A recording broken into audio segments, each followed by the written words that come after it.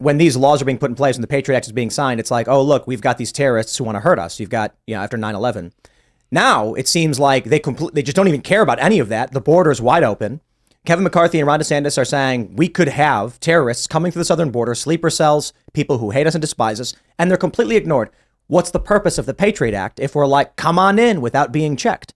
Now we're on this day they're saying is the day of global jihad. You've got a bunch of news outlets saying Hamas has called for protests. I'm pretty sure after what they just did in Israel, killing children, this is not a call for protests, right? And Dinesh brings up a good point. Our intelligence agencies are so concerned that there are Trump supporters upset with the state of the government that they're focused on them, and this leaves us vulnerable.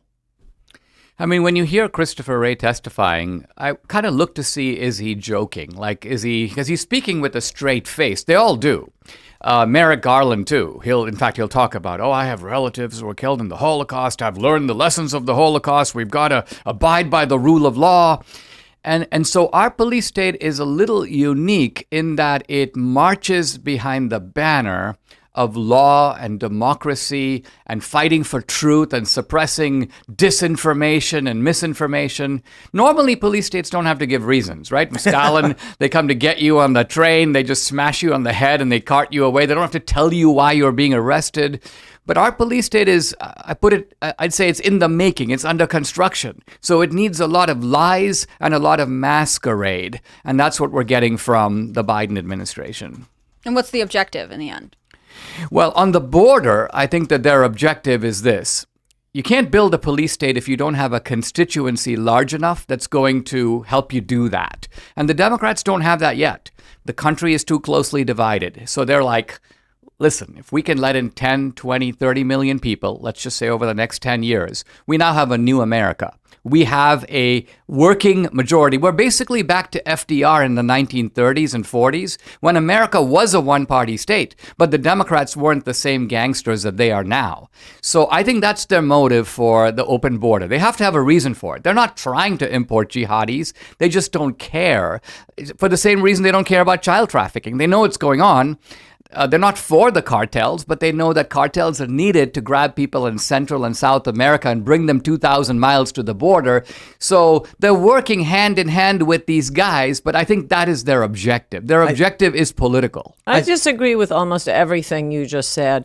For one thing, I mean, yes, the police state, it's not a police state, but the bad behavior by the police is very bad. It was bad what they did to the Proud Boys in New York under Donald Trump, who then, by the way, disavowed the Proud Boys. There's your big hero.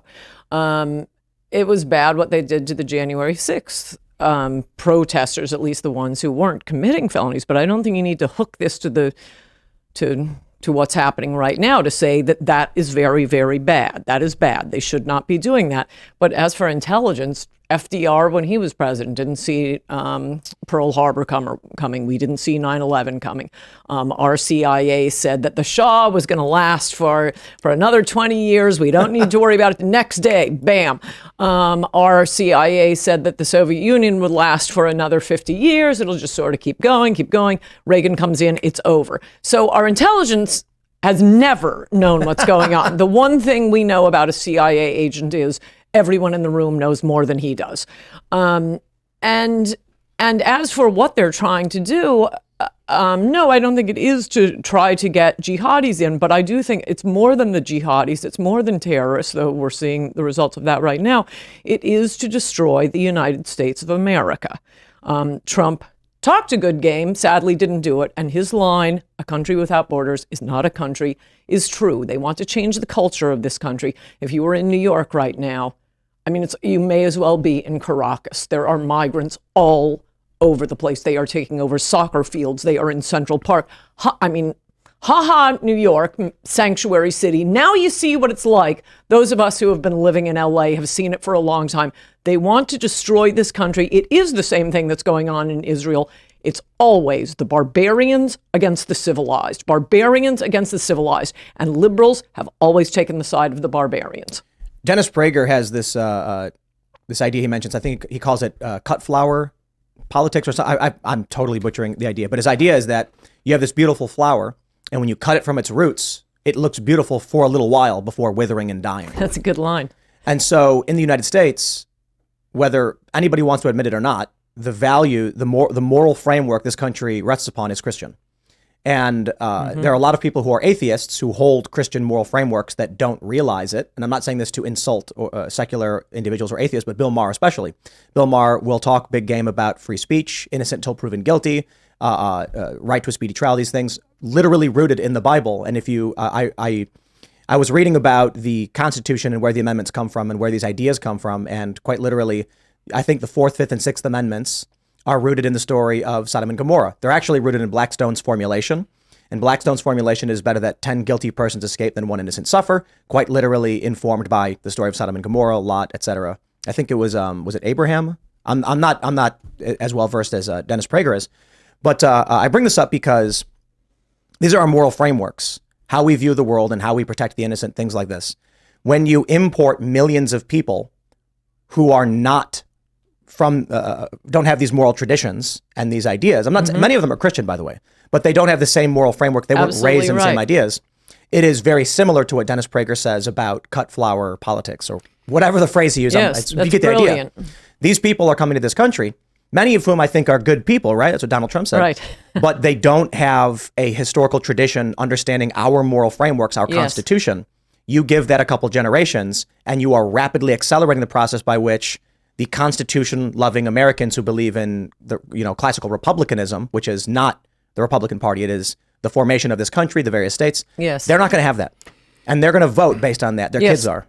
Yeah, I mean, I think the immigrants are educated by the natives. I mean, think about earlier generations of immigrants. They came here not speaking English, right? But their parents all said to them, you got to learn English because you're now in America. Now, why did their parents say that? Because they found themselves in a culture that had a set of norms, principles, a common language. Those things were held to be important. Our immigrants now, illegals included, are being educated by the left. And the left is telling them, in effect, you don't have to learn English. Why would you? In fact, it is a betrayal of your identity to become American in the traditional sense. So this is a dirty bargain between immigrants and natives. I can't put the blame entirely on one group or the other. I mean, hey, if I was a poor Venezuelan, I'd try to get the heck out of Venezuela and get my butt up here and, practice my backstroke, get over the Rio Grande. I mean, I'd do all those things and I wouldn't be the bad guy. I don't think you would. I mean, I hear people say this a lot. I don't think you would. I think not? you're a naturally law-abiding person. I don't think I would break into another country. I don't think. But you're not breaking in, Ann. When you're not breaking in, it's against the laws of the country. It is, but the laws of the country are being ignored by the people who are in charge of administering those laws. Well, Biden is there openly are border police. I mean, yes, the but the liberals border don't want to abide by them, but you've seen a law. You've seen the Defense Department operatives cutting fences for people to climb over. And they're opening the gate and letting them in. We've also seen people running into stores with garbage bags and not enforcing the shoplifting laws. Have you done that, Dinesh? Have you gone into a 7-Eleven with a big garbage bag because they're not enforcing the law? No, I'm sorry. You're a law-abiding person. You're giving too much credit to illegal immigrants. They are breaking the laws of this country. Ann, are you seriously saying that when you go to another country, right? Do I follow the law? Yes. No. When you go, let's just say you or I are in a museum in the Louvre, right? And there's a sign in French that says, "Don't enter here. These paintings are are being worked on." But there's a guy sitting there, a French guy, and you see Frenchmen walking by, and he waves you in.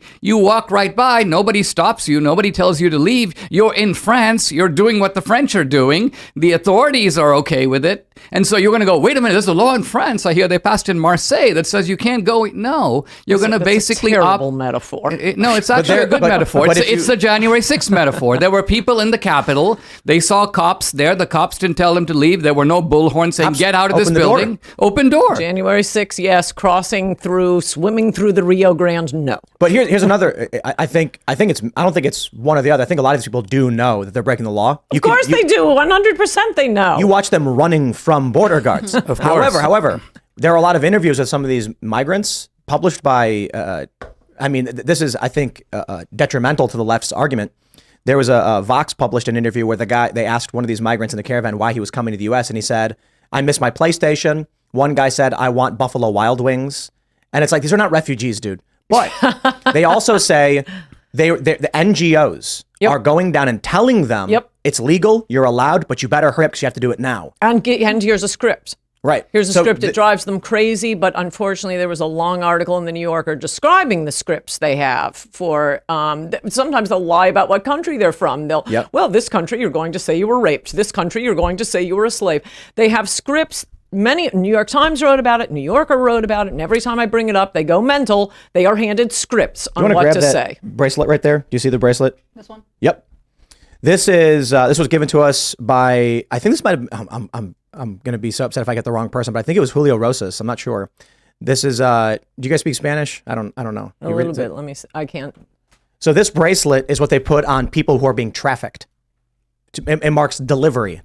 Wow. We not only have that gifted to us, Intrigas. but we were gifted fake IDs that they get made. Oh, yeah, yeah. So when they come, they can claim to I be. wanna Oh, we see have the it. fake ID. Here you go. Right here. Check it out. So this was one of the I journalists. got one in LA once just to see how easy it was. LA has had a problem with immigration much longer than New York. Ha ha ha, New York. And I got to say, it was a really good fake ID. And all you do is go over to, I forget the name, MacArthur Park.